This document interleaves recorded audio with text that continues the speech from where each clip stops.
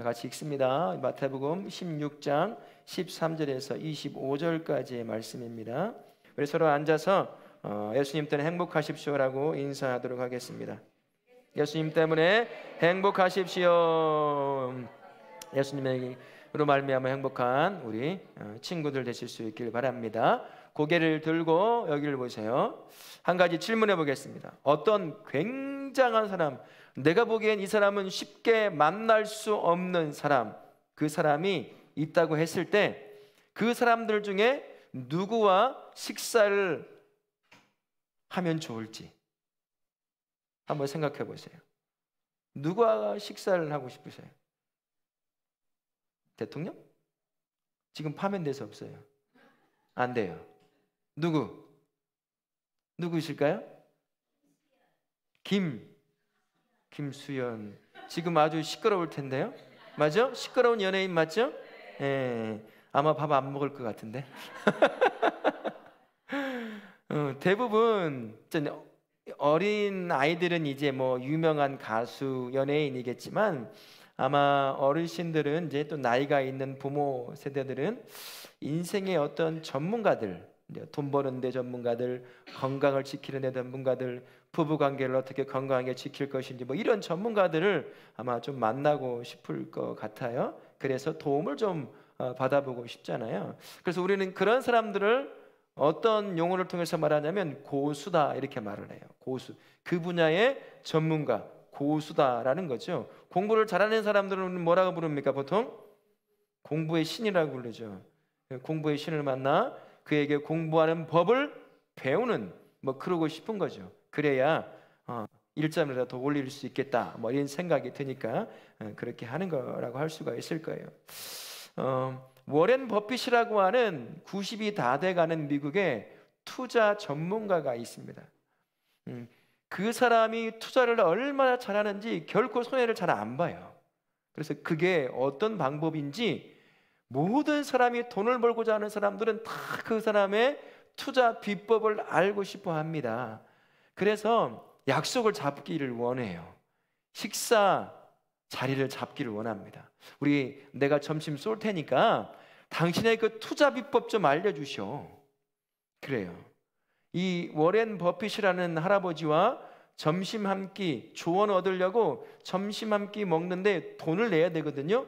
돈을 내고 예약을 해야 언제 걸릴지 모르는 예약이 걸리는 거예요. 얼마쯤 될까요? 한 끼, 점심 한 끼 먹는데 그분과 점심 한 끼 먹고 그분이 투자는 이런 거야, 돈 벌려면 이렇게 해야 돼 라고 하는 그 조언을 한번 듣고 싶은데 그러려면 점심을 먹어야 돼요. 얼마쯤 될 거라고 생각하세요? 1,000만 원? 누가 들었어? 1,000만 원. 아유, 돈가스밖에 못 먹겠어요. 그것으로는 돈가스 한 조각밖에 못 먹어요. 8천만 원. 8천만 원 계산은 어디서 나온 거예요? 우리 권사님에게는 8천만 원이 제일 큰 돈인 거야. 그게 지금까지 손으로 만져본 중에 제일 큰 현금이나 수표였을 가능성이 많아요. 저는 2천만 원이었어요. 서울에 사회 갈 때 전세 보증금 내라고 교회에서 2천만 원 주는데 수표 손에 들고 덜덜덜 떨었어요. 한 번도 만져보지 못한 수표를 만져봤기 때문에 1,000만 원, 8천만 원, 1억 아직도 멀었어요. 아직도 멀었어요. 10억이요? 그건 돈가스는 먹을 수 있어요. 10억 정도가 되면 얼마냐면 한 끼 먹는데요 30억에서 40억을 내요. 밥 먹으면 하루 온종일 먹나요? 1시간이면 끝날까요? 1시간, 1시간 반 먹으면서 스테이크면 잘라가면서 먹으면서 묻고 질문하고 또 듣고 하는 시간이잖아요. 이 사람의 투자 비법을 알고 싶어가지고 한 끼 30억, 40억 대는 그 식사 예약을 하더라는 거예요. 이 전문가에게 어떻게 하면 내 돈을 손실을 안 보고 돈을 벌 수 있을까? 그 이야기를 한번 들어보려고. 우리는 평생 가봐야 보지도 못하고 만져보지도 못하는 그 30억, 40억, 300만 원만 있어도 좋고 3만 원만 가다가 주워도 기분 좋은데 한 끼에 30억, 40억을 내고 그의 그의 입에서 나오는 조언 한마디를 들으려고 그렇게 찾아가더라는 거죠. 그가 내미는 조언 하나가 내가 내 마음대로 해서 손해볼 것보다는 훨씬 낫다고 생각을 하는 거예요. 잘 아니까, 전문가니까, 고수니까, 투자의 신이니까. 그래서 내가 볼 수 있는 손해를 보고 싶지 않은 거죠. 그 전문가를 통해서 얻고 싶은 거예요. 그러면 워렌 버핏과 한 끼에 30억, 40억 되는 그 식사값이 있다고 한다면 예수님과 한 끼에 식사를 한다면 얼마쯤 될까요? 내 인생을 다 아시는 그분에게 내 인생을 물어보려고 할 때 예수님 식사 한번 같이 하시게요. 우리 예수님이 얼마 주면 내가 하겠다고 하실까요? 예? 공짜. 정답이네요. 우리 예수님은 돈을 바라지 않죠. 공짜라는 말은 다른 말로 하면 가치를 잴 수가 없는 거라는 겁니다. 오늘 말씀에 이것을 알지 못한 한 제자가 마치 예수님보다 더 잘 아는 것 같은 실수를 저지르는 한 사람이 등장합니다. 누구죠? 베드로라고 하는 사람이 등장을 해요. 모르면서 아는 척 실수하는 그 사람. 마태복음 16장 15절에 이렇게 말합니다.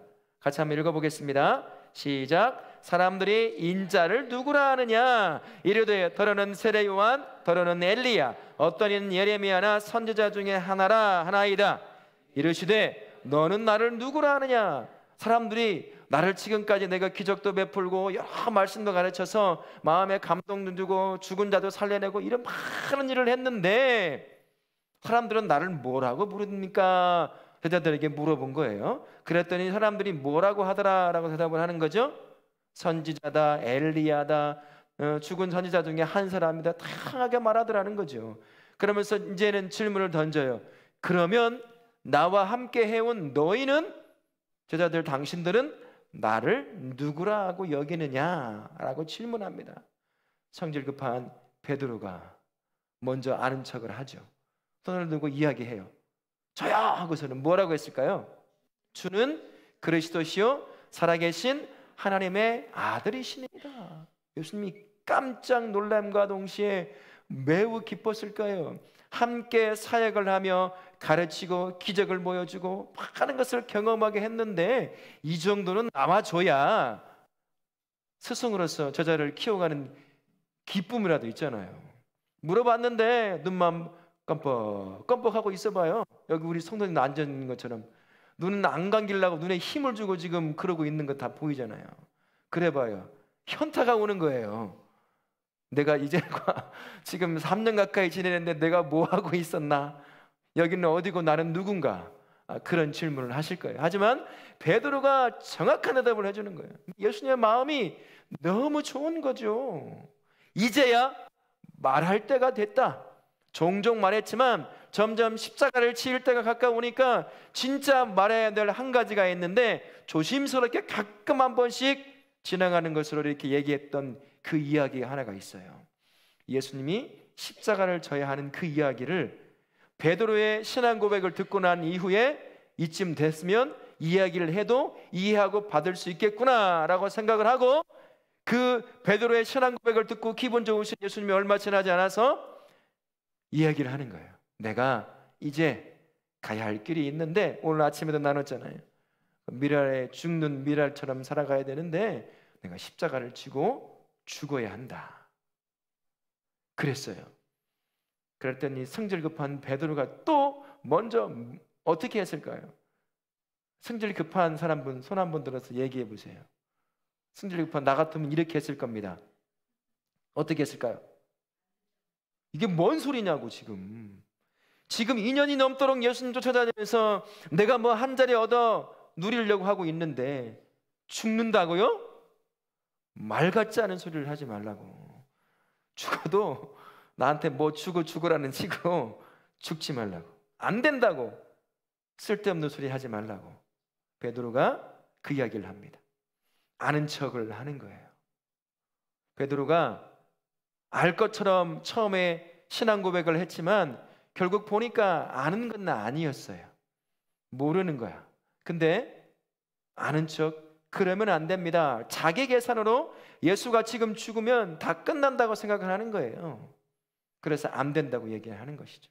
그러자 예수님께서 칭찬을 그렇게 하시던 예수님이 베드로를 향해서 뭐라고 얘기하십니까?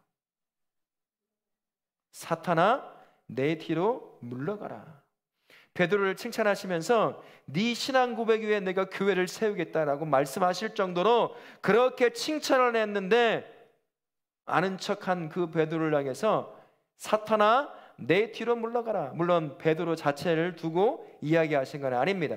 그로 하여금 예수님이 가야 될 길을 가로막는 그러한 일들, 안 된다고 부정하게 만들고 있는 사단을 책망하시는 것이겠지요. 그렇게 예수님께 책망을 했습니다. 아무것도 모르는 그 사람이 마치 예수님의 가야 될 길을 알고 그 길로 가는 것이 아니라 이 길로 가야 옳습니다 라고 여기면서 예수님을 가르치려 들려고 하는 모양새가 만들어지기 시작한 거예요. 예수님은 우리 인생을 정확하게 아시는 분이에요. 우리의 삶을 정확하게 아시는 분입니다. 그분은 우리 인생의 고수가 되셔요. 누구도 넘을 수 없는 삶에 대한 고수이십니다. 인생의 신이셔요. 삶의 신이십니다. 우리가 그분 앞에 나아가서 그분과 식사하며 그분에게 인생의 조언을 얻고 교훈을 얻고 인생의 길을 들을 수 있는 것이지, 우리가 그분에게 안 돼요, 이 길은 아닙니다, 저 길로 가야 됩니다 라고 말할 수 있는 능력이 없다는 거죠. 우리는 지혜가 없습니다. 그런데 베드로는 지금 자기도 모르는 사이에 그 일을 하려고 하고 있다는 것이죠. 이 베드로가 내려놓아야 될 게 있습니다. 바로 내가 안다라고 하는 거예요. 그걸 내려놓아야 이제 인생의 고수 되신 하나님이 내 인생을 향하여, 베드로의 인생을 향하여 가야 될 옳은 길을 가르쳐 줄 수가 있습니다. 그렇지 않고 여전히 베드로처럼 예수님의 길을 제시하려고 한다면 인생의 고수요 삶의 신이신 예수 그리스도 안에서 그분을 통해 인생의 길을 발견할 수가 없게 되는 거지요. 그래서 진짜 믿음이라고 하는 것은 이겁니다. 나를 내려놓는 거예요. 나를 내려놓고 예수님을 내 인생의 진짜 고수로 인정하는 거예요. 인생의 신으로 인정하는 겁니다. 그리고 그분 앞에 나아가 그분에게 삶에 대해 묻는 거죠. 어떻게 살아야 돼요? 어디로 가야 될까요? 공부 죽으라고 하는데 안 돼요. 어떻게 하면 될까요? 아무래도 저는 공부머리가 아닌가 봐요. 그럼 뭘 해야 될까요? 뭘 하고 먹고 살아야 될까요? 뭐 이런 질문들, 우리 인생의 주인 되시는 그분께 나아가 질문을 해야 하는 겁니다. 그래서 진짜 믿음은 내 똥꼬집을 내려놓는 거예요. 여러분, 다 똥꼬집 안에 다 가지고 있어요. 일어서라고 하니까 똥꼬집 피고 앉아있는 애들도 있어요. 징해요. 왜 아는 줄 아세요? 저도 똥꼬집이 있거든요. 하면 안 돼. 근데 하고 싶어. 해. 그러다 나중에 실패봐. 그러놓고서는 또 부모 책임 돌리고 누구 책임 돌리는 거죠. 내가 가지고 있는 내 똥꼬집을 내려놓지 않는 이상 예수님 앞에 못 나갑니다. 내가 주인이니까요. 내가 내 인생을 잘 안다고 착각에 빠져 있으니까요. 내가 좋은 것이 다 좋은 거라고 착각에 빠져 있어요. 그래서 그걸 쫓아가요. 그게 아닌데도 불구하고 말이죠. 진짜 믿음은 바로 내 똥꼬집을 내려놓고 예수님은 내 인생의 주인이요, 인생의 신이요, 삶의 고수라는 사실을 인정하고 그분을 내 인생에 초대해서 그분이 내 인생을 이끌도록 만드는 거예요. 그리고 저는 쫓아가는 것입니다.